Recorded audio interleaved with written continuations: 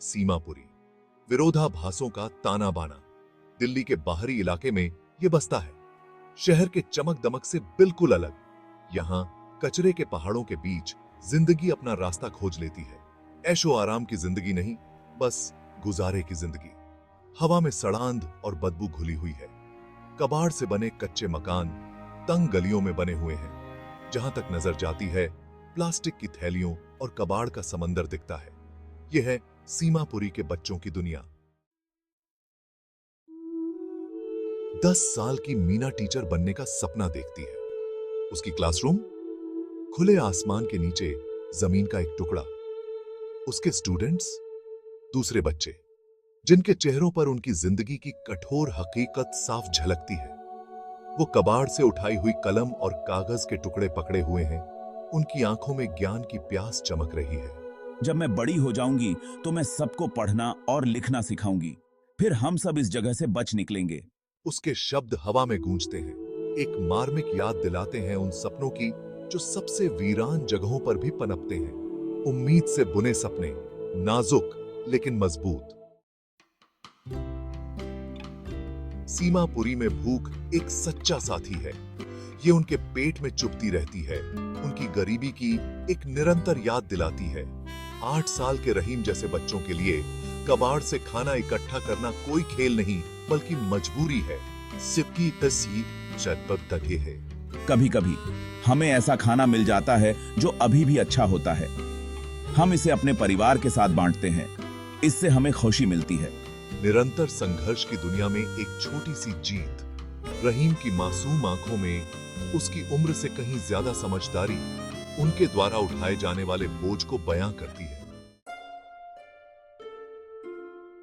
15 साल का साहिब आलम अपने छोटे से कंधों पर जिम्मेदारी का बोझ उठाता है। वह दिन भर कचरा बीनने में बिताता है। उसके हाथ कठोर हो चुके हैं। उसकी पीठ उसकी हकीकत के बोझ तले झुक गई है। मैं डॉक्टर बनना चाहता था, लेकिन अब मैं बस इतना कमाना चाहता हूं कि अपने परिवार का पेट भर सकूं। बचपन के सपने जो कभी जीवंत और उम्मीदों से भरे हुए थे, अब गुमनामी में डूब जाते हैं। उनकी जगह अस्तित्व की कठोर वास्तविकताओं ने ले ली है। साहिब आलम की कहानी सीमापुरी में अनोखी नहीं है। यह खोए हुए बचपन, छीनी गई मासूमियत और अधूरी रह गई क्षमता की एक कठोर याद दिलाती है। सीमापुरी के आसमान में शिक्षा एक दूर का सितारा। स्कूल एक ऐसी रोस्कोश है जिसे बहुत कम लोग अफोर्ड कर सकते हैं। दिन में कुछ रुपए कमाने का लालच अक्सर शिक्षा के वादे से ज्यादा भारी पड़ता है। 12 साल की शाहीन कहती है कि मेरे माता पिता कहते हैं कि शिक्षा समय की बर्बादी है।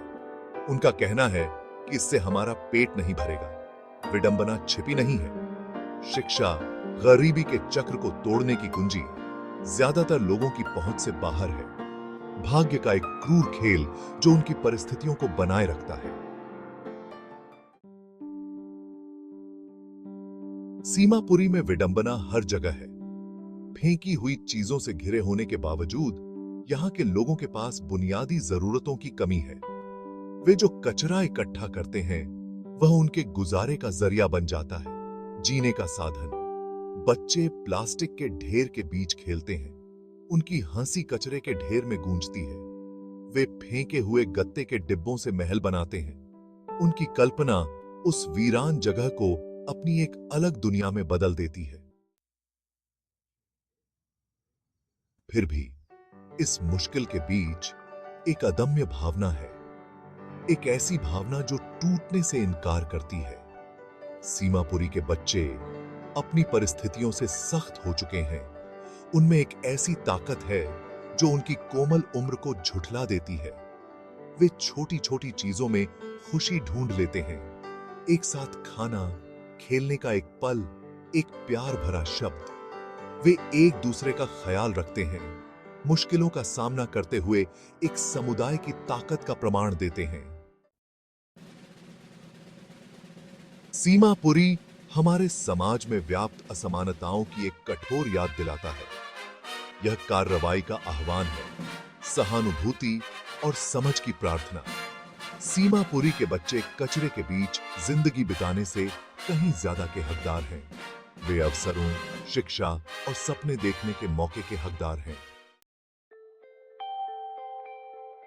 कचरे के पहाड़ों के पार, गरीबी और निराशा से परे एक साझी मानवता निहित है। सीमापुरी के बच्चे अपनी उम्मीदों और सपनों के साथ हमें याद दिलाते हैं कि वे अपनी परिस्थितियों से परिभाषित नहीं हैं। वे बच्चे हैं, क्षमता से भरपूर, आगे बढ़ने के मौके के हकदार। सीमापुरी की कहानी सिर्फ गरीबी के बारे में नहीं है। यह एक ऐसा आईना है जो असमानता, उदासीनता और उपेक्षा के बड़े सामाजिक मुद्दों को दर्शाता है। यह एक ऐसी कहानी है जिसे बताने की जरूरत है, एक ऐसी हकीकत जिसे स्वीकार करने की जरूरत है। यह कार्रवाई का आह्वान है, एक याद दिलाता है कि बदलाव सिर्फ जरूरी नहीं है बल्कि अनिवार्य है। आत्मसंतुष्टि का समय खत्म हो गया है, कार्रवाई का समय अब है।